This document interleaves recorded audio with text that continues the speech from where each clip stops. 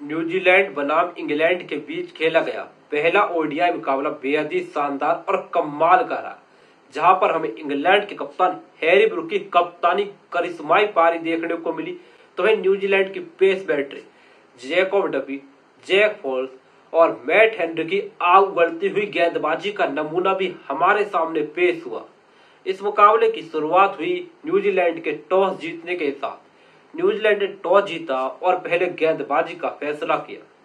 कप्तान सेटनर के इस फैसले को मैट हेनरी और जैक फॉल्स ने कमाल का साबित किया। इंग्लैंड की ओर से जेमी स्मिथ और बेन डकेट की ओपनिंग जोड़ दी आई, लेकिन मैच की पहली ही गेंद पर मैट हेनरी ने जेमी स्मिथ को क्लीन बोल्ड किया और इंग्लैंड को बहुत बड़ा झटका दिया। न्यूजीलैंड के पेसर यहीं पर नहीं रुके, उसके बाद जैक फॉल्स ने बेन डकेट को 2 रन पर शिकार बनाया, तो वही इंग्लैंड के महान बल्लेबाज जो रूट वह भी महज 2 रन ही बना सके। जैकोब बेथल महज 2 रन की पारी खेलकर आउट हुए। 10 रन तक आते आते इंग्लैंड की टीम 4 विकेटें खो चुकी थी। मैट हेनरी और जैक फॉल्स ने गेंद के साथ न्यूजीलैंड को एक कमाल का शुरुआत दी, लेकिन उसके बाद कप्तान हैरी ब्रूक और बटलर के बीच छोटी सी पार्टनरशिप लगी, लेकिन मैट हेनरी ने आकर इस पार्टनरशिप को तोड़ा और बटलर को 4 रन पर आउट किया। अब न्यूजीलैंड पूरी तरीके से हावी हो चुकी थी, विकेटें लगातार गिर रही थी, तो वहीं सैम करन को भी जैक फॉल्स ने 6 रन पर चलता किया। लेकिन इंग्लैंड के लिए अच्छी बात यह थी कि कप्तान हैरी ब्रूक एक छोर पर डटे हुए थे। भाई साहब क्या प्लेयर है ये, इस जनरेशन का सबसे बेहतरीन प्लेयर हैरी ब्रूक।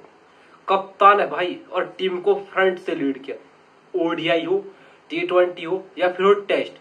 भाई साहब इसके जैसा प्लेयर फिलहाल में तो कोई नहीं है। जिस इंटेंट के साथ ये बैटिंग करता है ना, अनबिलीवेबल। यहाँ पर गेंदबाज हावी थे, पिच पर तेज गेंदबाजों को मदद थी, लेकिन बंदे ने अगर काउंटर अटैक किया, भाई 5 विकेटें जब ऊपर से गिर जाती है कोई टीम मारने का सोच ही नहीं सकती। इस बंदे ने T20 स्टाइल में बैटिंग की। जब 50 पर हैरी ब्रूक पहुंचे उस वक्त उनका स्ट्राइक रेट 140 का था। 140 का स्ट्राइक रेट बड़े बड़े प्लेयरों का T20 में नहीं होता। हैरी ब्रूक का साथ दिया ऑलराउंडर जेमी ओवर्टन ने। दोनों ने इंग्लैंड की रिकवरी कराई और न्यूजीलैंड को अंडर प्रेशर किया। 7वें विकेट के लिए दोनों ने 87 रन जोड़े।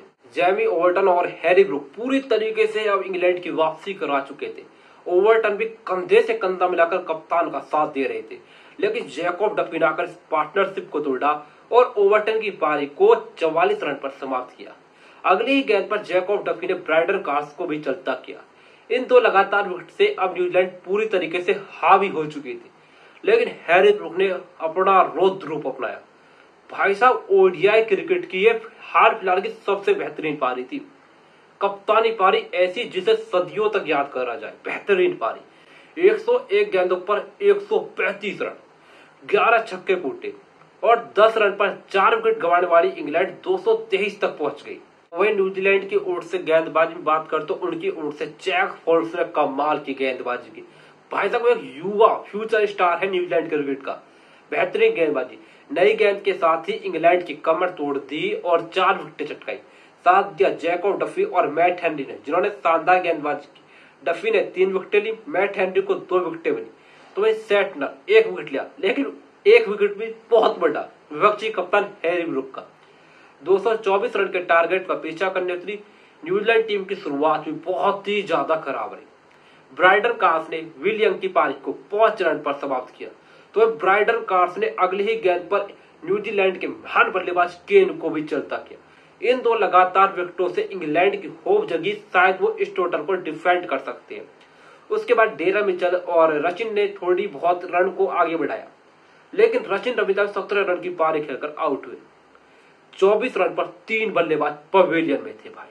उसके बाद टॉम लैथम और डेरल मिचेल ने पार्टनरशिप की और अब न्यूजीलैंड की रिकवरी कराई। दोनों ने पॉजिटिव इंटेंट के साथ बैटिंग की। मिचेल स्ट्राइक रोटेट कर रहे थे, रीढ़ की हड्डी बने हुए थे न्यूजीलैंड के लिए, और लैथम काउंटर अटैक कर रहे थे, लेकिन लैथम 24 रन की पारी खेलकर आउट हुए। और लेकिन न्यूजीलैंड के लिए शानदार बात यह थी कि मिचेल अभी भी खड़े हुए थे। मिचेल का साथ देना है माइकल ब्रैसवेल। यही वो पार्टनरशिप थी जो इस मुकाबले को पूरी तरीके से इंग्लैंड से दूर ले गई। डेरल मिचेल जो कि एंकर की भूमिका निभा रहे थे और माइकल ब्रेसवेल ने आधे ही काउंटर अटैक क्रिकेट किया। इंग्लैंड के गेंदबाजों पर टूट कर पड़े। दोनों के बीच एक कमाल की पार्टनरशिप हुई। इस पार्टनरशिप ने पूरी तरीके से न्यूजीलैंड को हावी किया, लेकिन डिसअपॉइंट रहे कि 51 रन की पारी खेलकर रन आउट हुए।